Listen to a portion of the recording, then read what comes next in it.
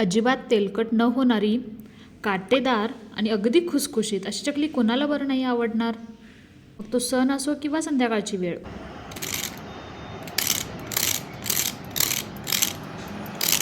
आणि अशा परफेक्ट चकलीसाठी आपण जे भाजणीचं पीठ वापरलेलं आहे त्याची डिटेल रेसिपी लवकरच आपल्या चॅनलवर पोस्ट होईल. आज आपण 1 किलोच्या प्रमाणात चकली बनवणार आहोत. त्यासाठी इथे एका तडका पॅनमध्ये 100 मिली तेल आणि 50 मिली तूप असे एकत्र करून गरम व्हायला ठेवले आहे. तुपाऐवजी डालडा वापरला तरी चालतो.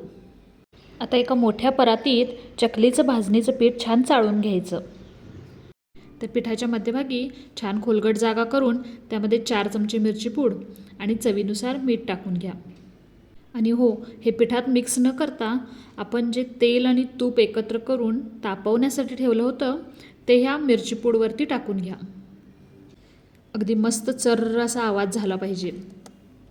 यामुळे एकतर मिरची पूडचा कच्चेपणा जाणवत नाही आणि या तेलामुळे मिरची पूडचा रंग आणि त्यामुळे चकलीचा सुद्धा रंग अगदी खुलून यायला मदत होते.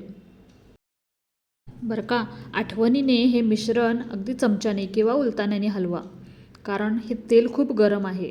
हात भाजण्याची शक्यता आहे. आता तुम्ही म्हणाल फक्त मिरची पूड आणि मीठ इतकंच बस का, इतर मसाले? तर ते आपल्या भाजणीच्या चकलीच्या पिठामध्ये ऑलरेडी घातलेले आहेत. त्यामुळे इतर कोणताही मसाला नको. फक्त 4 मोठे चमचे तीळ आणि तिळासोबतच आपण इथे ओवासुद्धा वापरतोय, जो की हातावरती छान चोळून क्रश करून घालायचा, म्हणजे त्याचा सुगंध पिठात अगदी शेवटपर्यंत रेंगाळेल. बरं, आता हे सर्व जिन्नस पिठात अगदी एकसारखे मिक्स करून घ्यायचे. आणि जसं आपण म्हटलं, मोहन पिठाच्या कणकेला अगदी चोळून चोळून लावायचे. केव्हापर्यंत?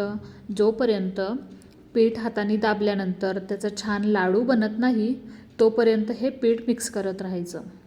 ज्याने होईल काय, तर हे मोहन पिठाला सर्व जागी एकसारखं लागल्याची खात्री होईल आणि त्यामुळे चकली अगदी एकसारखी खुसखुशीत होईल.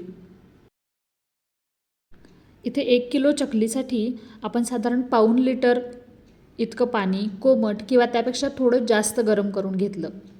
लक्षात घ्या, पाणी थंड अजिबात नसावं. आता या गरम पाण्याचा वापर करून छान घट्ट या पिठाचा गोळा मळून घ्या. आणि हो, हे गरम पाणी पिठात एकदम ओतू नका. थोडे थोडे करत पाणी घाला. वाटल्यास आधी चमच्याने मिक्स करा. पाणी हाताला सोसेल एवढे गरम असताना हाताने दाबून छान घट्ट पिठाचा गोळा मळून घ्या. लक्षात ठेवा, पीठ अजिबात सैल किंवा पातळ करायचं नाही. जर पीठ सैल झालं तर चकलीला सुंदर काटे येत नाहीत आणि चकली तळल्यानंतरसुद्धा मऊ पडते. तसेच जर पीठ खूपच जास्त कडक झाले तर चकली पाडताना त्याचे तुकडे तुकडे पडतात. त्यामुळे पीठ मध्यम घट्ट पण लवचिक मळावे. आता पीठ तर मळून झालंय, पण लगेच चकल्या पाडायला घेऊ नका. इथेच बऱ्याच जणींची चूक होते.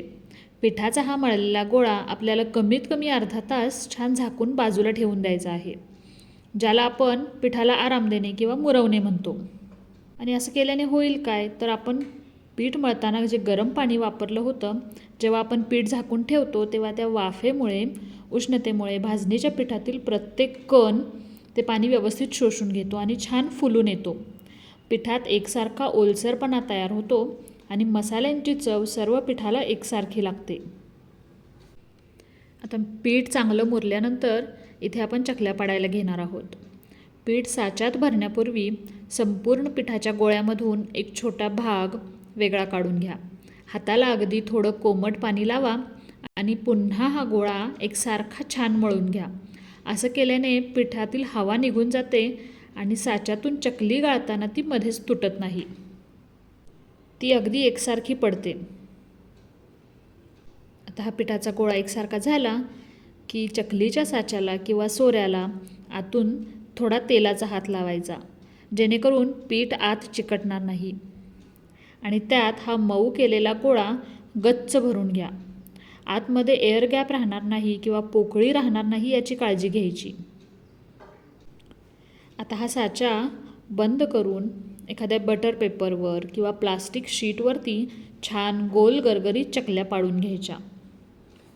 चकली पाडताना साचा जास्त वर धरू नका, तो कागदाच्या जवळ ठेवून गोल फिरवा.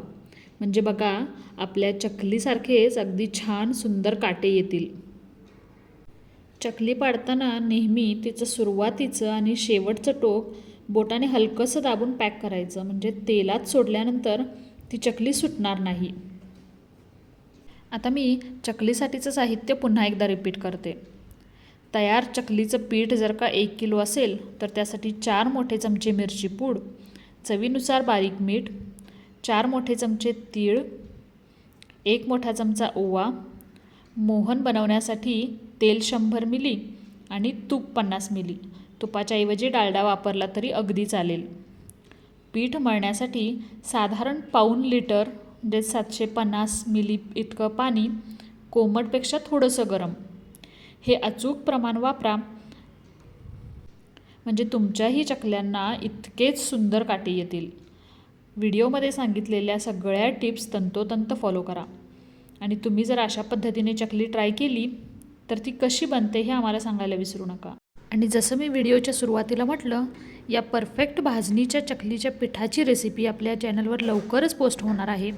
ती पाहायची उत्सुकता जर तुम्हाला असेल तर आम्हाला कमेंट बॉक्समध्ये नक्की कळवा. आणि हा व्हिडिओ जास्तीत जास्त लाईक शेअर करा. आणि हो, आता जाता जाता शेवटची टीप. बऱ्याच जणांची तक्रार असते की चकली तळल्यानंतर खूप तेलकट होते.